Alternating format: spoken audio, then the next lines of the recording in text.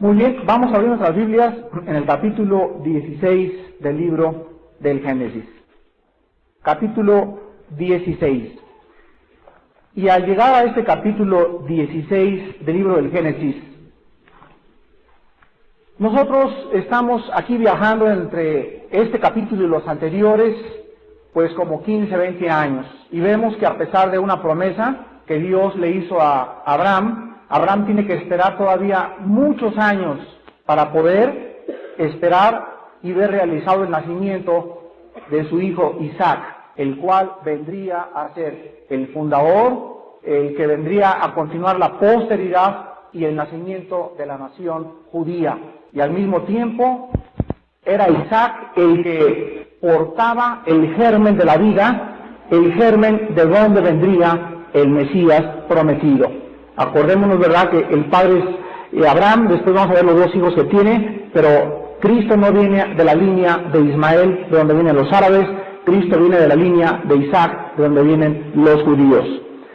Mientras tanto, nos damos cuenta al entrar a este capítulo que Sarai, la esposa de Abraham, comienza a verse en el espejo y comienza a ir al ginecólogo y le dicen todos los médicos: señora, usted de veras fisiológicamente, clínicamente, médicamente no es apta para poder tener niños.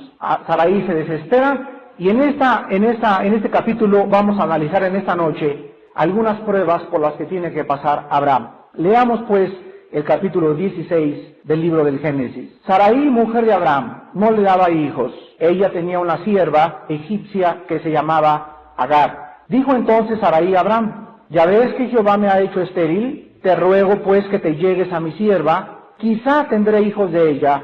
Y atendió Abraham al ruego de Sarai. Y Sarai, mujer de Abraham, tomó a Agar, su sierva egipcia, al cabo de 10 años, que había habitado Abraham en la tierra de Canaán, y la dio por mujer a Abraham su marido. Él se llegó a Agar, la cual concibió, y cuando vio que había concebido, miraba con desprecio a su señora. Entonces Sarai dijo a Abraham: mi afrenta sea sobre ti. Yo te di mi sierva por mujer, y viéndose encinta, me mira con desprecio.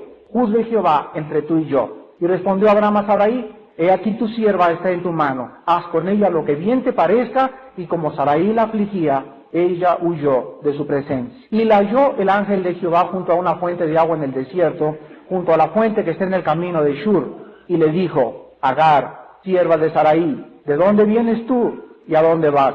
Y ella respondió: huyo de delante de Sarai mi señora. Y le dijo el ángel de Jehová: vuélvete a tu señora y ponte sumisa bajo su mando. Le dijo también el ángel de Jehová: multiplicaré tanto tu descendencia que no podrá ser contada a causa de la multitud. Además le dijo el ángel de Jehová: he aquí que has concebido y darás a luz un hijo, y llamarás su nombre Ismael, porque Jehová ha oído tu aflicción. Y el hombre será fiero, su mano será contra todos, y la mano de todos contra él, y delante de todos sus hermanos habitará. Entonces llamó el nombre de Jehová que con ella hablaba: tú eres Dios que ve, porque dijo: ¿no he visto también aquí al que me ve? Por lo cual llamó al pozo, pozo del viviente que me ve. He aquí está entre Cades y Bered. Y Agar dio a luz un hijo a Abraham, y llamó a Abraham el nombre del hijo que le dio a Agar, Ismael. Era Abraham de edad de 86 años cuando Agar dio a luz a Ismael. Hago algunas pruebas. En lugar del capítulo 12, Abraham, tomando nota a los que siguen el estudio, la primera prueba de Abraham fue la prueba de las ataduras. En esa prueba, la pregunta que cabía era: ¿amaría más Abraham a Dios que a su familia? ¿Se acuerdan ustedes que en el Nuevo Testamento la Biblia nos dice: aborrecerás a tu familia, a tus hermanos, etcétera, etcétera, y el que esté dispuesto a seguir o a hacer más caso de la familia que a Cristo no es digno de ser mi discípulo? En otras palabras, cuando nosotros nos convertimos, Cristo nos advierte y nos dice también en el Nuevo Testamento: por causa de tu fe en mí serás perseguido. Y Mateo 10 dice: la persecución comenzará dentro de tu propia casa. No te van a perseguir porque andas vendiendo marihuana, ni porque estabas con los testigos de Jehová, ni porque estabas con los Hare Krishna, ni porque eres comunista. Te van a perseguir por causa de mi nombre. Dice en Juan 15: el mundo os aborrecerá. pero esto lo hacen por causa de mi nombre. Y todo cristiano tiene que pasar esta prueba, la prueba del compromiso o de las ataduras con la familia. Cuando tú te conviertes, tu familia va a querer seguir trayendo o poniéndote presiones sobre tus antiguas tradiciones. Y la pregunta que cabe es, ¿serás tú más fiel a Dios que a los de tu propia casa? La segunda prueba de Abraham era la prueba de las necesidades materiales. Acordémonos que viene una grande hambre. Dios va de alguna manera a proveer para que nuestra vida cristiana algunas veces nosotros tengamos necesidades materiales. Y en esta época la pregunta es, ¿buscaremos a Dios para que provea nuestro sustento o en ese momento buscaremos nuestras necesidades en otra fuente que no sea Dios? Cuando tú estás muy necesitado, pides prestado, ya violaste un mandamiento bíblico. Cuando tú estás necesitado, robas, ya violaste un mandamiento bíblico. Entonces la segunda prueba de Abraham fue cuando vino el hambre y él tuvo que irse a Egipto y vemos que esa prueba no la pasó. Pasó la primera prueba, pónganle palomita a la primera, la segunda pónganle tacha porque no pasó esa prueba. Recordemos que Abraham, cuando fue presionado, fue a Egipto a pedir ayuda. Y vemos en el lío en que se estaba metiendo. Es maravilloso cómo Dios no nos oculta los pecados y los fracasos de todos sus siervos. La tercera prueba de Abraham era la prueba del rencor y la amargura. Lot, su sobrino, se pelea con él y no le importa el testimonio delante del mundo. Y agarra a Lot, sus pastores y su ganado y se va sobre la tierra de Zoar, donde establece sus tiendas cerca de Sodoma y Gomorra. Pasa algún tiempo y los reyes de Sodoma se unen con otros 5 reyes que ya vimos en otros capítulos y comienza una guerra en toda esa área donde Lot, su sobrino, es capturado y llevado cautivo con estos reyes. En ese momento, Abraham pudo haber tenido rencor y odio en contra de su sobrino. Me la hiciste hace 6 meses, pues ahora, ¿verdad? Ni te presto, ni te ayudo, no me importa lo que te esté pasando. Eres la prueba del rencor y la amargura. ¿Cuántos de nosotros también en la vida cristiana tenemos que pasar esta prueba? Y fíjense ustedes que esta prueba, el que no la pase, no es cristiano. Dice aquí en Primera de Juan, en el Nuevo Testamento, en el capítulo 2, en el versículo 9, Primera de Juan 2:9 en adelante, el que dice que está en la luz y aborrece a su hermano, está todavía en tinieblas. El que ama a su hermano permanece en la luz y en él no hay tropiezo. Pero el que aborrece a su hermano está en tinieblas, anda en tinieblas y no sabe a dónde va porque las tinieblas le han cegado los ojos. Hace un momento les dije, el que no pasa esta prueba no es cristiano. ¿Por qué? Porque cuando Dios nos salvó, dice en Romanos 5, Él derramó el amor de Dios en nuestro corazón por el Espíritu Santo que nos ha dado. Y en cuanto el Espíritu Santo ha entrado a mi vida, ha traído consigo la luz, el amor y la verdad. Y mi vida tiene en primer lugar que comenzar a ser caracterizada porque comienzo a perdonar más fácilmente que antes cuando no le conocía a Él. Y cuando en ustedes hay todavía ahorita rencor u odio contra tu ex-suegra o cuñado o hijo o padre o lo que sea, y no puedes sacarlo de tu vida y de tu corazón, lo más probable es que ni siquiera el amor de Dios tengas derramado en tu corazón. Ahora, no le estoy diciendo de que de vez en cuando nos enojamos contra alguien y tenemos ganas hasta de pegarle. No me refiero a eso. Me refiero a un odio continuo. A un rencor que ya tienes 20 días, un mes, 6 meses, un año en tu corazón con él. A eso me refiero. Y ningún cristiano puede tener ese rencor y odio contra nadie. Esto lo mencionábamos en el desayuno pasado en los pecados del Espíritu Santo, que es uno de los pecados que más le causan dolor al Espíritu de Dios, el rencor y la amargura contra alguien. Aquí se tendría que preguntar entonces, ¿mostraría Abraham egoísmo al oír que su sobrino estaba capturado? ¿O cedería sus derechos y hasta su propia vida arriesgaría por causa de aquel que le odiaba y que no quería seguir con él? ¿Cuánto más nosotros que hemos sido perdonados debemos amar? Dice Cristo en Mateo 5, orad por vuestros enemigos, orad por los que os ultrajan y os persiguen, para que, fíjense lo que dice Cristo, para que seáis hijos de vuestro Padre que está en el cielo. Y la otra prueba que pasó a Abraham, después de que ya rescata a Lot y todo, se acerca al lugar donde estaba su sobrino y lo deja cerca de Sodoma, llega el rey de Sodoma, ¿se acuerdan? Y le quiere ofrecer a Abraham una buena cuenta de cheques, unos dólares y tortibonos y petrobonos y quién sé qué tantas cosas. Y esta prueba de Abraham era la prueba del compromiso con el mundo. La prueba del compromiso con el mundo. ¿Aceptaría Abraham el dinero del rey de Sodoma, estableciendo de esa manera un compromiso con el mundo? ¿Cuál es la prueba del compromiso con el mundo en nosotros? Bueno, cuando eres cristiano y comienzas a caminar en tu vida cristiana, los poderes del mal van a enviar a tu vida personas que te van a decir, vamos a poner un negocio, y vamos a poner una tortillería, o vamos a poner una pastelería, y esa persona no es cristiana. Y la Biblia dice que no hagamos una sociedad continua, no tengamos un yugo continuo, no tengamos una unión permanente continua con los incrédulos. No nos dice no tengan amigos incrédulos. Dice en 1 Corintios 5, en este caso no sería necesario irnos de monjes, ¿verdad? Y dejarnos la barba larga. Se nos dice no hagan unión permanente. O sea, que tu mejor amigo no sea un incrédulo, que tu mejor amiga no sea una incrédula, que el socio de tu negocio no sea incrédulo. Porque esta unión permanente va a causar tarde o temprano tropiezo.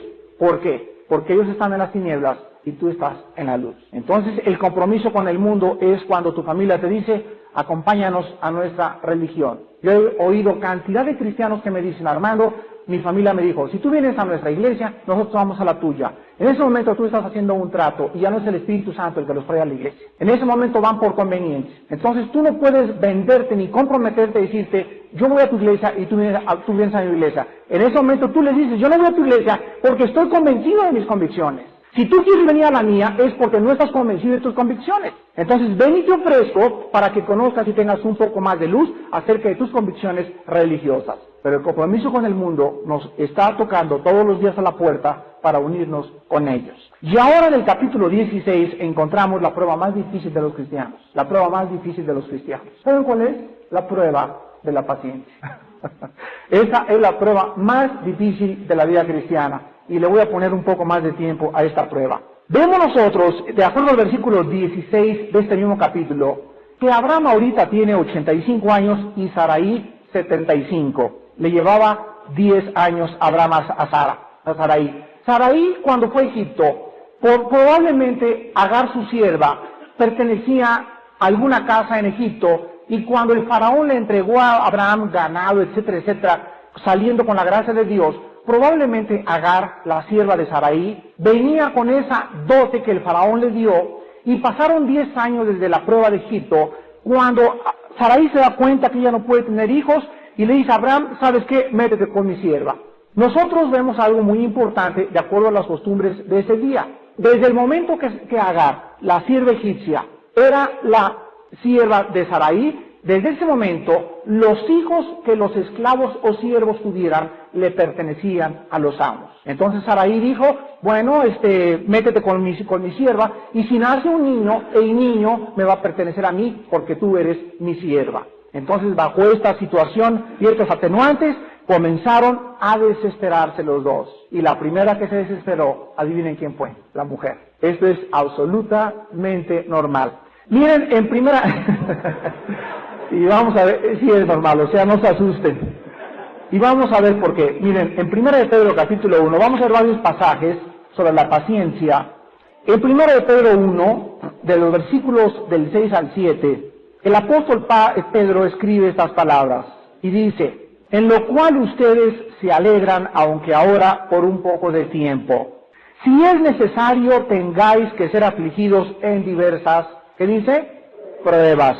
Y vean la prueba de la cual él está hablando. Para que sometida a prueba, o puesta a prueba, vuestra fe, mucho más preciosa que el oro, el cual aunque perseverero se prueba con fuego, se hallada en alabanza, gloria y honra, cuando se ha manifestado Jesucristo. Aquí Pedro en los versículos anteriores estaba hablando y diciendo, bienaventurados aquellos que han conocido que Cristo nos ha hecho renacer para una esperanza viva por medio de su resurrección, para una herencia incorruptible, inmarcesible, incontaminada, guardada para vosotros en el cielo, que sois guardados por el poder de Dios mediante la fe. Y después de este pensamiento, Pedro comienza a decirnos, miren ustedes la esperanza a la que Dios nos ha llamado, y nuestra esperanza tiene una base, la resurrección de Cristo.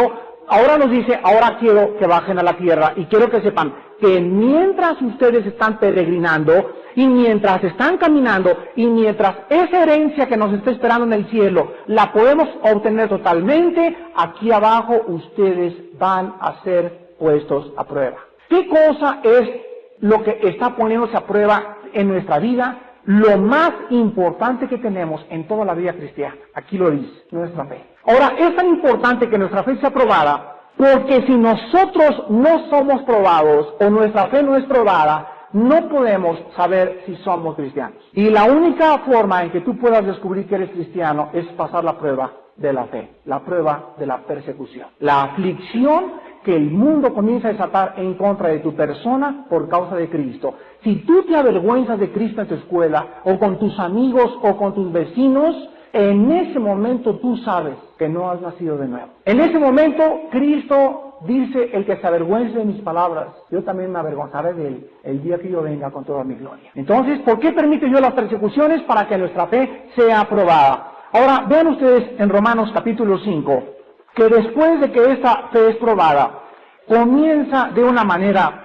precisa, de una manera exacta, el cristiano al tener otra clase de persecuciones, o de pruebas, o de aflicciones, y comenzamos a preguntarnos, bueno, pero es que yo me convertí y ahora las cosas me están saliendo no muy bien, que digamos, y de repente me están saliendo mal, etcétera, etcétera, y dice en el capítulo 5, Romanos versículo 3, y no solo esto, sino que también nos gloriamos en las tribulaciones, sabiendo que la tribulación produce paciencia. En otras palabras, la palabra tribulación aquí usa la palabra griega tilipsis, que significa presión o opresión o apretar. Y cuando tú estás en una situación apretada, por ejemplo, en un elevador, y ahí está toda la gente a tu alrededor, y de repente se para el elevador entre el segundo y el tercer piso, ¿qué haces? ¿Qué haces?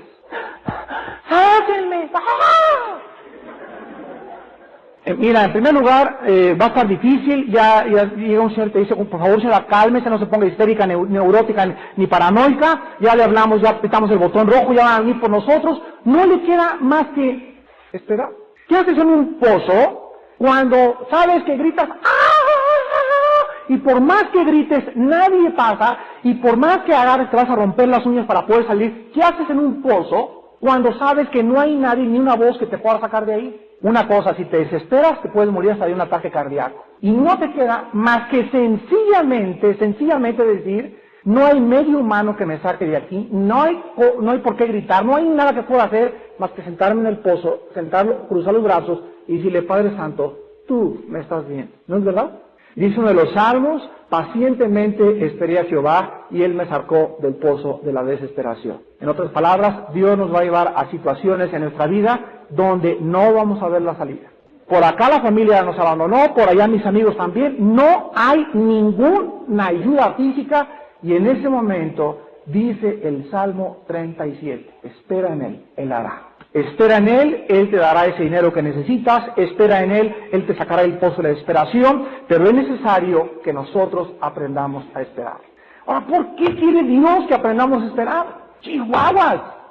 ¿Por qué no nos da las cosas inmediatamente? Bueno, en Hebreos capítulo 6 y en el capítulo 10 también de los Hebreos, encontramos dos versículos secretos, y Abraham tenía que aprender esto.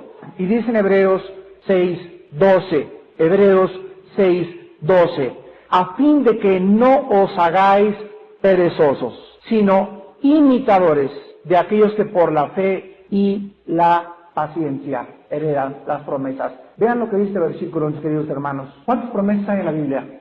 ¿Alguien sabe cuántas promesas hay en la Biblia? ¿O tiene idea? Hay más de 5.500 promesas en la Biblia para el cristiano. Ninguna sola de ellas que alcanza el favor de Dios. Y los jóvenes son bien desesperados para encontrar novia. Y cuando el joven se convía y comienza a que las vean, y comienzan a venir a los estudios a flechar o a ligar, o comienzan a ir a reuniones con el objeto de ligar o de buscar, en ese momento van a escoger a alguien que no es de Dios.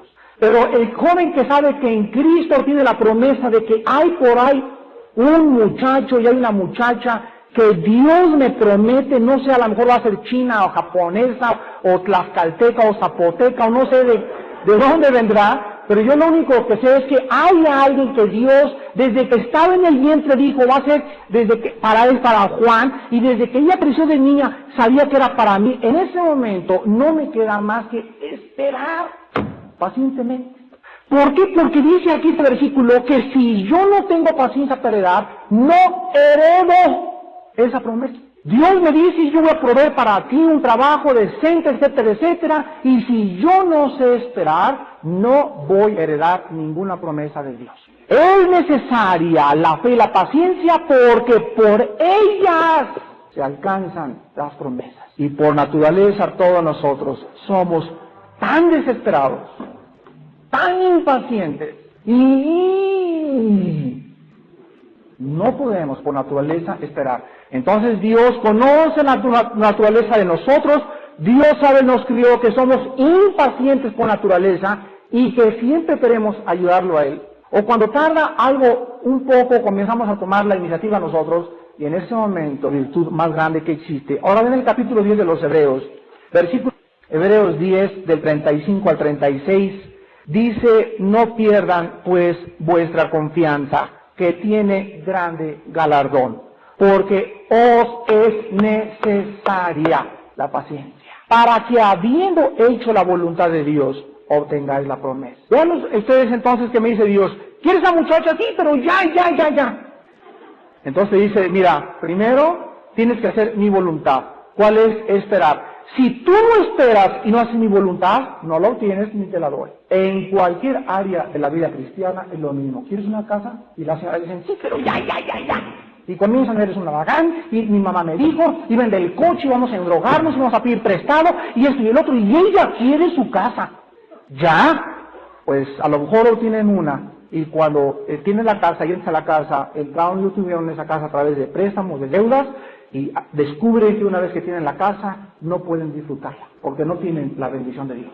Cuando tienes esa muchacha que tú querías, descubres que ya la tienes, y de repente no la disfrutas, porque la bendición de Dios no acompaña tu noviazgo ni tu matrimonio. Ahora nosotros encontramos en Santiago, denle vuelta a Hebreos, está Santiago, en último lugar, en relación con la esperanza, en el versículo del 2 al 4 del capítulo 1, que se nos dice, hermanos míos, tengan por sumo gozo cuando os halléis en diversas pruebas, sabiendo que la prueba de vuestra fe produce paciencia. Mas tenga la paciencia su obra completa, para que seáis perfectos y cabales, sin que os falte alguna cosa alguna. Entonces, todas las pruebas, ¿cuál es el objeto de las pruebas? Que en esa prueba nosotros aprendamos a confiar en Dios y a descubrir que Él es real y que Él se manifiesta en nuestra vida y que Él va a cambiar a tu hijo. Yo me he encontrado cantidades de padres cristianos que me han dicho, mi hijo ya ni Santa Claus lo convierte.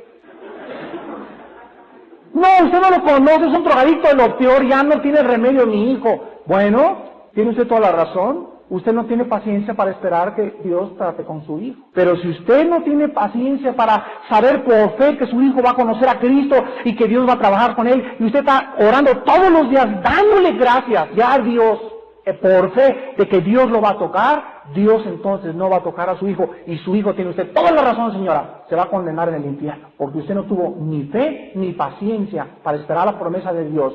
Serás salvo tú y tu casa. Entonces, esa promesa se cumple solamente en aquellas personas, en aquellos padres que están confiando y esperando en fe, creyendo que Dios es poderoso para tocar a cada uno de nuestros hijos. Y dice también ahí en Santiago, en el capítulo 5, versículos del 7 al 8, Santiago 5, del 7 al 8, por tanto, hermanos, tened paciencia hasta la venida del Señor. ¿Hasta cuándo?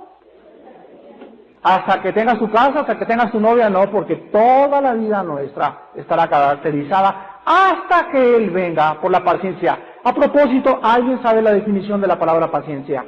La paciencia no es una persona así toda, y se sienta, esa es tímida, o es una persona con otras características. La palabra paciencia en el original griego significa lo siguiente. Apunten la definición de la palabra paciencia. La palabra paciencia significa el espíritu que no se da por vencido. La persona que no cede. La persona que persiste, y el marido cada vez está peor, y llegó más borracho anoche, y más borracho todos los días, y la señora espera en esa promesa de que Dios va a tocar a su esposo, y no se da por vencida. Y la señora sigue confiando en que su marido será salvo. Pero ya pasaron 10 años, hermano, mi marido no se convierta. Tenga paciencia, señora. Ya tuve 10 años. No es cierto. Si usted lo hubiera tenido en los últimos 10 años, a lo mejor ya se hubiera convertido. A lo mejor no se ha convertido porque usted no ha tenido paciencia. Regresamos a Génesis. Abraham y Agar y Sarai no tienen paciencia. Vamos a ayudarle a Dios. Abraham, ven para acá. ¿Qué crees que te voy a dar de cumpleaños, Abrahamcito? Y Abraham como que no quería, ¿verdad? Como que no quería a Abraham. Pues mira, Sarai, déjame pensarlo 2 veces. No. Pues lo voy a pensar 24 horas, no. Déjame ir a pedirle a Dios su voluntad, no. ¿De veras me la das? Sí. Y dice en el versículo 2, entonces Sarai le dijo a Abraham, ya ves que Jehová me ha hecho estéril, te ruego pues que te llegues a mi sierva, quizá tendré hijos de ellas, y de volada. No hay nada. Y atendió a Abraham al ruego de Sarai. ¡Qué prueba tan grande para Abraham! Dice en el versículo 4, él se llegó a Agar, la cual concibió, y cuando vio que había concebido, miraba con desprecio a su señora. Entonces Sarai dijo a Abraham, mi afrenta sea sobre ti, yo te di a mi sierva por mujer, y viéndose encinta, me mira con desprecio, juzgue Jehová entre tú y yo. Antes de continuar, quiero solamente decirles a todos los maridos que no crean que todas nuestras esposas nos van a hacer la misma prueba. No, es que la Biblia está, y hay muchos que torcen las escrituras, y me llegan las señoras a enojarse conmigo. Ese hermano dijo que la prueba, y mi marido dijo que él tenía que pasar esa prueba. Viejos rabo verdes. Quiero que noten aquí la tercera enseñanza en esta noche, y dice el versículo 5, viene Sarai con Abraham y le dice, mi afrenta sea sobre ti. Fíjense ustedes, ahora se enoja, o sea, ya se embaraza Agar, y entonces, ya que está embarazada, comienza Agar a mirar con desprecio a Sarai. ¿Por qué? Porque ahora ella se da cuenta que ella es la portadora verdaderamente de aquello que Abraham busca. Y como él era el patriarca, Agar sabe, la sirvienta, que en ese momento ella tiene más poder que Sarai, la esposa verdadera de Abraham. Y este principio nos enseña la tercera lección en esta noche, y es la siguiente: cuando el ser humano recibe poder, o influencia, o popularidad, u honra, se enorgullece. Ay, es otra prueba que vamos a pasar todos nosotros cuando viene la popularidad, y cuando vienen los barberos, y cuando viene el dinero a tu vida, y de repente sacaste la lotería, te van a sobrar las amistades. Y nosotros descubrimos esto en el versículo mexicano. No sé cuántos de ustedes lo hayan oído, pero hay un dicho mexicano que dice: dale a un indito bajado del cerro una gorra y una chapa de policía y cambia su personalidad. A ver si me entendieron. O sea, baja del cerrito así todo humildito, de rey, timidito y nada. Pero el momento que es investido con autoridad y con una chapa y una macana, en ese momento se transforma en otra persona. El poder enferma a las gentes, tanto al indito como al presidente o al emperador o a un dictador de cualquier país.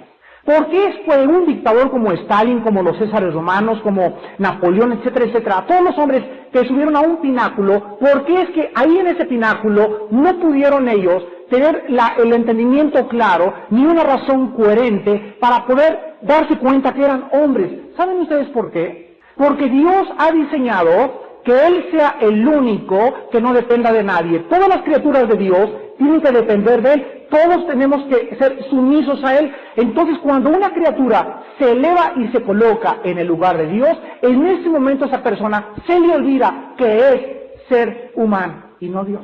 Es el peligro de las dictaduras y los gobiernos totalitarios y dictatoriales. Es el peligro de que un solo pastor gobierne una iglesia. Es el peligro de que haya un solo presidente y que no tome en cuenta la Cámara de Diputados ni de Senadores, sino que de repente el gobierno y el poder se concentren en un solo hombre. No, el hombre no está capacitado para gobernar por sí mismo. Dice Proverbios: en la multitud de consejeros se afirma la sabiduría. Ahora leemos nosotros en los siguientes pasajes que la situación se vuelve insoportable.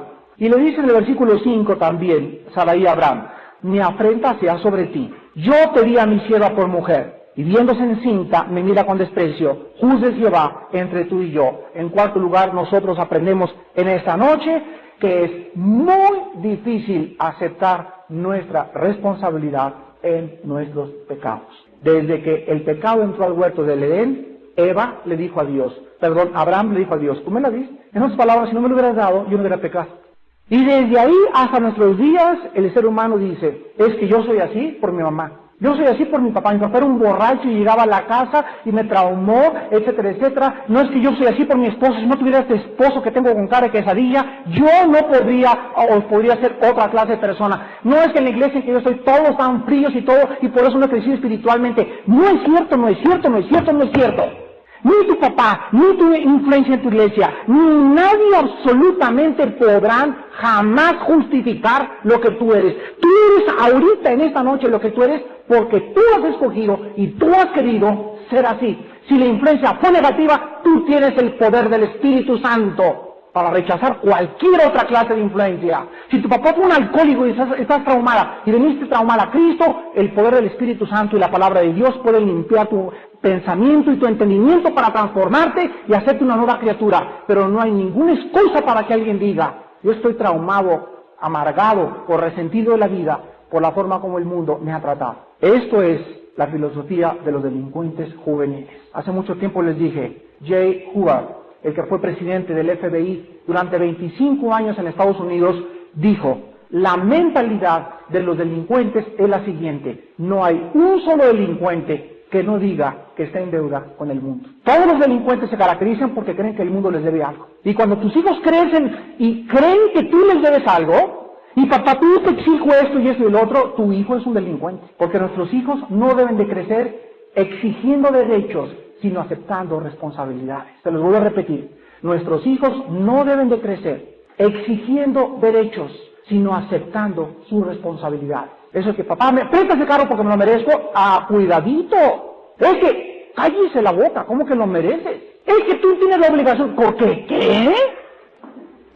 Tu hijo es potencialmente un delincuente cuando comience a exigir derechos y no aceptar sus responsabilidades como hijo. Vemos nosotros en el versículo 6 que Abraham le responde a Sarai, he aquí tu sierva está en tu mano, haz con ella lo que bien te parezca, y como Sarai la afligía, ella huyó de su presencia. Aquí encontramos en quinto lugar en esta noche que muchos hombres ante la presión de la mujer ceden la cabeza del hogar. El hombre ante la presión cede la cabeza del hogar. La cabeza del hogar es el timón y el barco que Dios nos ha dado para que nosotros como hombres seamos el que le dé curso a la familia, el que dirija espiritualmente a la familia, el de donde salen las órdenes, el que organiza, el que todo, él y la mujer detrás del capitán, ayudándole, secándole el sudor, echándole porras, si tú puedes, mi vida, y los arrecifes y las olas, mi vida, échale, aquí estoy delante de ti, mijitos, a todos con su papá, esa es la labor de todos los demás, pero el hombre tiene que tener agarradas las manos en el timón del barco, y cuando el hombre le dice, mejor tú ándale, ya no quiero discutir contigo, y agarra tú el timón, y la mujer agarra el timón del barco, en ese mismo momento ese hogar está bajo el juicio de Dios, porque no es la voluntad de Dios de que sea la mujer la que lleve el hogar, sino el hombre. Y repito, cuando el hombre cede los derechos de la cabeza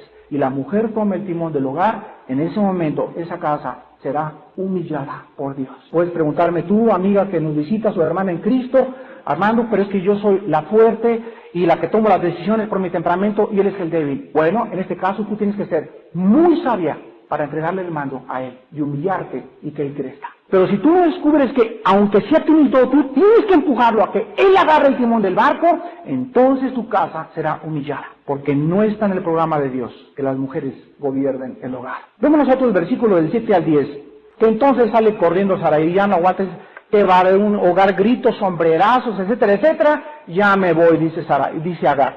Y se echa a correr Agar, y la halla el ángel de Jehová. Esta es la primera vez en la Biblia que aparece la frase, el ángel de Jehová. Nosotros vemos aquí en el versículo 13 que era Dios. Versículo 13, entonces llamó el nombre de Jehová con que ella hablaba. Entonces vemos que cuando oigan ustedes la frase, el ángel de Jehová, se refiere siempre a una de las teofanías en el Antiguo Testamento de Dios a través de un cuerpo humano. Alguien me preguntó cuál es la diferencia entre la encarnación del Nuevo Testamento y la aparición de Dios en cuerpo humano. Está en lo siguiente, en que la encarnación, desde el vientre, Dios entró al vientre de María, y desde su vientre, Dios comenzó a crecer y nació como un niño y creció como un niño. Aquí no entró ni se encarnó, aquí solamente tomó un cuerpo humano y se desapareció, manifestó como los ángeles y se desaparecía. Aquí no eran encarnaciones, aquí sí era encarnación, aquí se llama teofanías o apariciones visibles de Jehová en forma humana. Dios se aparece entonces en la forma del ángel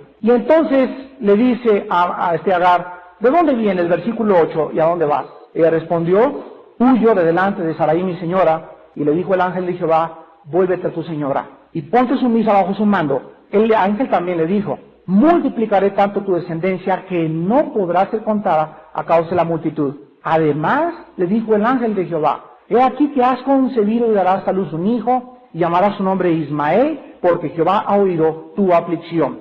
Vemos nosotros que en la forma en la que Dios le habla a Agar, encontramos que Agar no tenía culpa de la tragedia de ese hogar de Sarai y de Abraham. Ella aquí realmente era una víctima de las circunstancias. Ella como sierva de Sarai obedeció, tuvo relaciones con Abraham y el ángel se le acerca con mucho amor y con mucha caridad y le dice, ¿por qué vas? Mira, no, espérate tantito, tranquilízate, regresa con tu ama y ponte otra vez sumisa con ella. Pero antes Dios le hace una promesa a la sierva de Sarai, y esta promesa es el nacimiento de las naciones árabes. Nosotros encontramos que la sexta lección que vamos a aprender en esta noche es la siguiente. Es maravilloso, escuchen qué lección más preciosa. Es maravilloso cómo Dios puede cambiar nuestras circunstancias a nuestro favor y volverlas bendiciones. Tú me puedes decir en esta tarde, hermano Alducin, yo me casé en contra de la voluntad de Dios con un incrédulo, ya estoy casado. Yo no te puedo divorciar.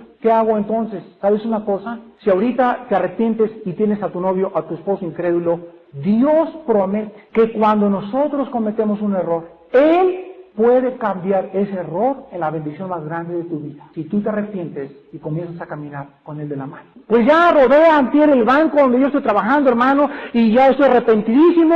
Ahora puedes tener la seguridad de que vas a ir al reclusorio Oriente, vas a estar un año, pero como tú entraste arrepentido al reclusorio Oriente, tú vas a recoger tu cosecha, pero Dios en el reclusorio te va a bendecir y te va a usar grandemente y va a convertir tu reclusorio en un paraíso por el hecho de haberte arrepentido. Vean ustedes en Isaías capítulo 51, versículo 3, cómo esta promesa está constantemente corriendo por toda la Biblia.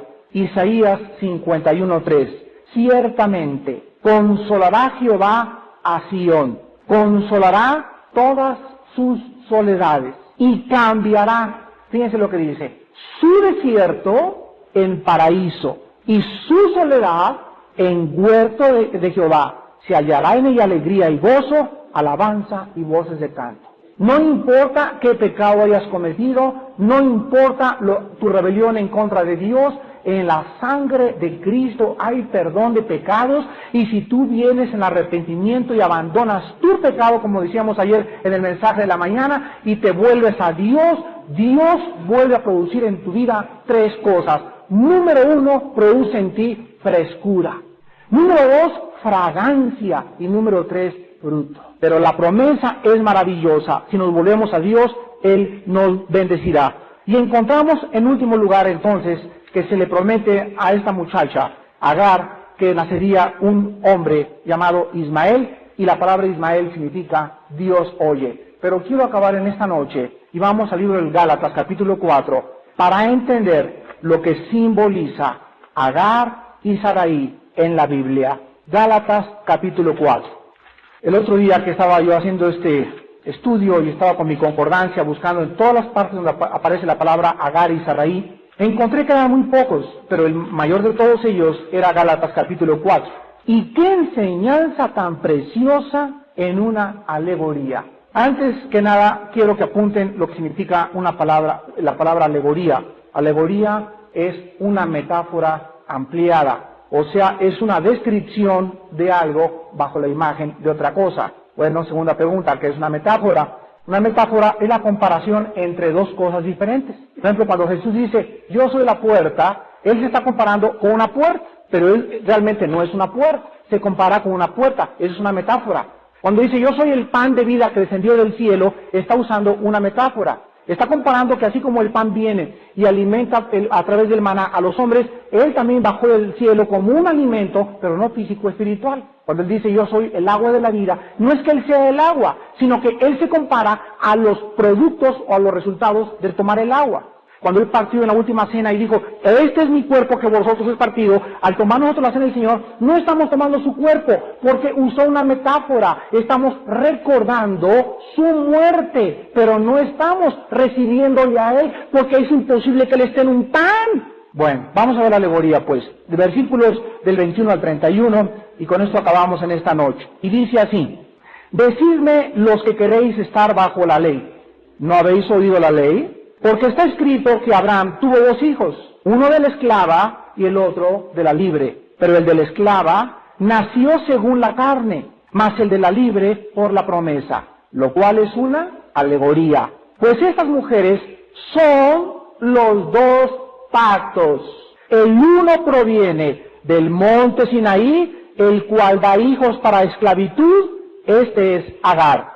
Porque Agar es el monte Sinaí en Arabia, y corresponde a la Jerusalén actual, pues ésta, junto con sus hijos, está en esclavitud.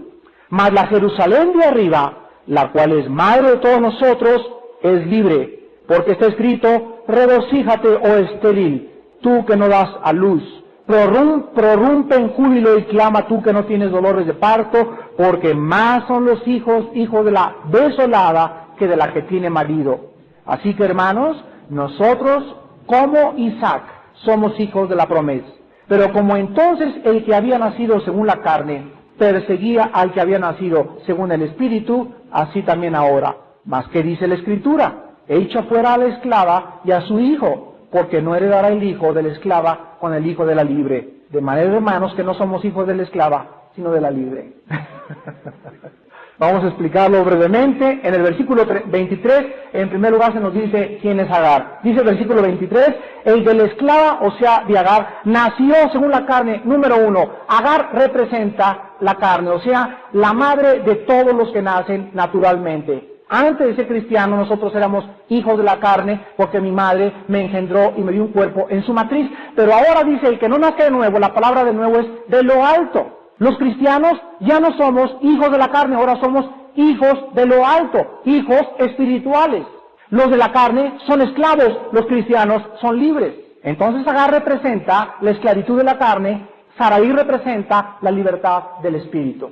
Pues estas dos mujeres son los dos pactos, el uno del Sinaí, la cual da hijos para esclavitud, este es Agar. Número 2, Agar en segundo lugar representa el pacto de la ley, del monte Sinaí. Eso es, si tú en esta noche me dices, bueno, es que hermano, yo para irme al cielo necesito hacer obras, eres hijo de Agar.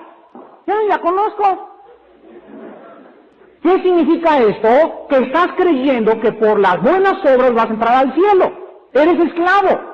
Y tú tienes que pasar de la esclavitud a la libertad y entender que para poder entrar al cielo no tienes que estar bajo la ley. Porque los que quieren estar bajo la ley están bajo maldición. ¿Por qué? Porque nadie que esté bajo la ley o nadie que quiera hacer buenas obras podrá jamás entrar al cielo. La ira de Dios está sobre tu vida. Tercer lugar, versículo 25. Porque Agar es el monte Sinaí, en Arabia corresponde a la Jerusalén actual. O sea, todos los judíos de ahorita, todos los judíos que están ahorita en Jerusalén y en el mundo entero, los no cristianos no son descendientes de Abraham de acuerdo a Isaac, ¿correcto? Son descendientes de Abraham de acuerdo a Ismael, porque están en la carne todavía. No han sido hechos libres. ¿Quiénes son los judíos del siglo XX que somos judíos, hijos de Abraham, descendientes de Isaac? Romanos 2, no los que vienen según la carne, sino los que vienen según la promesa. Nosotros somos los verdaderos judíos de la Biblia, porque ahora somos los descendientes de Abraham. En la noche lean ustedes el capítulo 4 de Gálatas y él lo explica claramente. Versículo 29. Pero como entonces el que había nacido según la carne perseguía al que ha nacido según el Espíritu, así también ahora. O sea, encontramos que así como en el Antiguo Testamento, todos los descendientes de Ismael iban a perseguir a los judíos, a los descendientes de Isaac, y físicamente los árabes están contra judíos y judíos contra árabes, de la misma forma, nosotros tenemos dos naturalezas, la carne y el espíritu. Y la carne todos los días nos está persiguiendo para que le demos de comer. Y el espíritu se opone contra la carne y la carne contra el espíritu, y entre los dos hay conflicto. La vida cristiana es una vida en conflicto constante entre la antigua naturaleza que le heredamos de la esclava y la nueva que le heredamos del espíritu. Ahora veamos nosotros en el versículo 30 que dice, ¿qué dice la Escritura? Echa fuera a la esclava, o sea, la carne, y a su hijo, o sea, las obras de la carne, porque no heredará el hijo de la esclava con el hijo de la libre. O sea, la antigua naturaleza, lo leí ahorita en el devocional Romanos capítulo 6, la antigua naturaleza, dice en Colosenses capítulo 3, versículo 4 al 6, hagan morir pueblo terrenal en vosotros. Fornicación, malos deseos, inmundicia, idolatría, que es avaricia. Cosas por las cuales la ira de Dios viene sobre hijos de desobediencia. Entonces tenemos que echar, así como se echó fuera a la esclava, tenemos que echar fuera de nosotros las obras de la carne. Ahora veamos el versículo 23 a Sarai. Y dice, pero el de la esclava nació según la carne, más el de la libre por la promesa. Sarai representa la promesa del Espíritu, la promesa de que en Abraham serán benditas todas las naciones. Número 26. Mas la Jerusalén de arriba, la cual es madre de todos nosotros, es libre. Agar representa a los judíos, a la Jerusalén ahorita. Hay otra Jerusalén que baja en Apocalipsis 21, y esta Jerusalén es a la cual pertenecemos todos nosotros, los descendientes de Isaac, no los descendientes de Ismael. Entonces Sarai representa la Jerusalén de arriba, Agar representa la Jerusalén actual. Versículo 27, porque está escrito, regocíjate, oh estéril, tú que no das a luz. O sea, en este caso era Sarai, no la que daba luz debía regocijarse, sino la estéril. Prorrumpe en júbilo y clama, tú que no tienes dolores de parto, porque más son los hijos de la desolada que la que tiene marido. Aquí encontramos una contradicción aparente. Aquí está una mujer que es estéril, aquí tenemos a Agar que es fértil, y le dice Dios, tú Sarai que no tienes hijos, prorrumpe en llanto. Y Sarai le contesta, pero Dios, ¿cómo es posible? Ella es la que tiene que estar gozosa. No, tú prorrumpe en júbilo, porque tus hijos y los hijos que nacerán de ti van a ser espirituales. Aquí está el nuevo nacimiento, No es esta la que debe gozarse, sino aquella que va a ser la madre de los descendientes en el Espíritu. En la noche mastícanos, la semana que entra mastícanos el mensaje. Y por último encontramos el versículo 27 y 28. En el 28, así que hermanos, nosotros somos hijos de Isaac o somos hijos de la promesa. O sea, Sarai representa a la madre de todos aquellos que nacieron de nuevo en el Nuevo Testamento. Y en el versículo 31, de manera, hermanos, que no somos hijos de la esclava, sino somos hijos de la libre. Sarai representa la madre de todos los que nacen de nuevo. Y por eso en el Antiguo Testamento decía, prorrumpe en júbilo tú, oh estéril, porque tú vas a ser madre de los hijos espirituales. ¿Cuántos de ustedes en esta noche, antes de despedirnos, todavía siguen viviendo como esclavos de la carne? ¿Siguen viviendo guiados y energetizados por su padre, el diablo? ¿Cuántos de ustedes todavía siguen siendo esclavos de sus pasiones? Esclavos de su antigua naturaleza. ¿Te das cuenta que dentro de ti no hay fuerza ni poder para dejar de hacer lo que tú estás haciendo? Y te lleva a la carne, y te atormenta, y te atosiga, y te persigue. Dice la Biblia que cuando nosotros recibimos a Jesucristo como nuestro Salvador, Dios no agarra la carne y la destroza más que posicionalmente en la cruz. Al crucificar al antiguo hombre, Dios deja el pecado dentro de nosotros. Pero entonces, ¿cómo podemos solucionar la vida cristiana? Al mismo tiempo que Dios nos deja el pecado dentro de nosotros, Dios envía dentro de nosotros un poder para comenzar a vencer el pecado. Antes nos tenía así, ahora nos da un machete para hacerle así, pasa las cuerdas del pecado y poder vivir la vida que Él quiere que vivamos. Si tú eres cristiano en esta noche y todavía el pecado te atosiga y eres esclavo y no tienes victoria en él, lo único que significa es lo siguiente: le estás dando de comer más a Agar que a Sarai. Hagan de cuenta que Abraham aquí tiene a las dos, la carne y el espíritu, y Abraham decide quién de las dos. Él es el mero papucho de papuchos. Y Abraham dice, a ver mi Agarcita, venga para acá, pollito, jamoncito, gerber, caviar, carnes de puerco, manitas de puerco en vinagreta, bla, bla, bla, cornflakes, verduras. Y Sarai, cállese, usted está a dieta, y usted está a dieta, y usted está a dieta. A los 15 días viene Agar y le dice a Sarai, ¿tú qué de qué? Y Sarai, pues sí, ¿verdad? Cállese. Y claro que va a ganar Agar, ¿por qué? Porque Agar está bien gordota. Entonces es lógico que Agar esté trompeándose a Sarai a cada ratito. ¿Por qué? Porque Sarai no tiene que comer. ¿Qué representa el espíritu? Dentro de nosotros es lo mismo. Las dos naturalezas que representan a las dos mujeres es lo que nosotros debemos a comprender. ¿A quién le das más de comer? Agar. Por eso no tienes victoria. Porque tu lado espiritual está débil y flaquito, y cuando vienen los ataques no tienes fuerza para decirle no a la tentación, para no irte con esos amigos, para no irte con esa muchacha, para no ver esa película. ¿Por qué? Porque tienes mucho tiempo que no le das de comer al espíritu dentro de tu vida. ¿Qué es lo que le alimenta a la naturaleza antigua? Le alimenta la pornografía, los chistes groseros, las malas conversaciones que corrompen las buenas costumbres, los gritos, la ira. Todas esas cosas hacen que Agar esté bien gorda dentro de ti. ¿Y qué alimenta a Saraí? La meditación de la palabra, 2 versículos mínimo, memorizarlos diarios, orar 2, 3 veces diarias, de rodillas delante de Dios, aparte en el metro, aparte en el camión, venir a estudios bíblicos, y comienza Saraí a engordar y engordar y engordar, y Agar a ponerse flaquita, flaquita, flaquita, y comenzamos a ver que comienza a tener victoria el espíritu en contra de la carne. Si no tienes victoria, simplemente no es porque no tengas fuerzas, ni porque no has entendido la palabra de Dios, sino porque no has querido obedecer lo que Dios te dice. Vivan en el espíritu, hagan morir las obras de la carne. Oremos.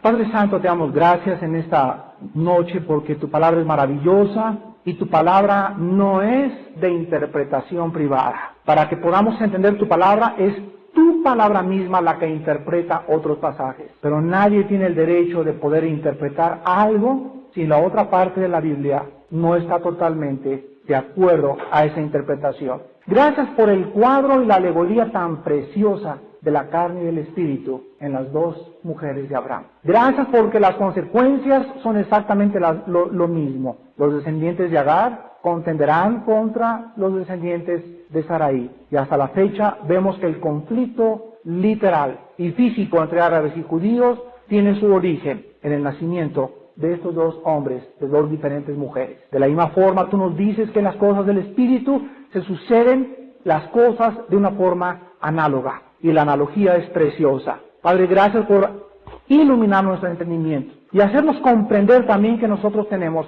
2 esposas, la carne y el espíritu. Y tenemos que darle de comer más al espíritu, a Saraí, para que pueda trompearse a Agar y para que Agar no pueda levantarse en contra de Saraí. ¿Quién lo decide? Nosotros, nuestra voluntad. Padre Santo, gracias porque ahora tenemos todo el poder. Ya no podemos decir, te damos poder para vencer. Ayúdame a salir de la tentación. No, ya nos dio Dios el poder. Ya tenemos su espíritu, ya tenemos su palabra, ya tenemos sus clases. Ya no hay excusa en nosotros. Si vivimos como vivimos, es porque queremos vivir así, en rebelión y en desobediencia y abandono de tu palabra. Padre, que en esta noche tu palabra gobierne y abunde en nuestros corazones, cantando himnos y salmos y cánticos espirituales y estimulándonos unos a otros al amor y a las buenas obras. Que vivamos siempre en el Espíritu y que comprendamos que solo una vida en el Espíritu te puede agradar, porque la carne no se puede sujetar a ti, ni tampoco puede, no tiene poder para hacer tu voluntad. Gracias, Señor, por tu Espíritu,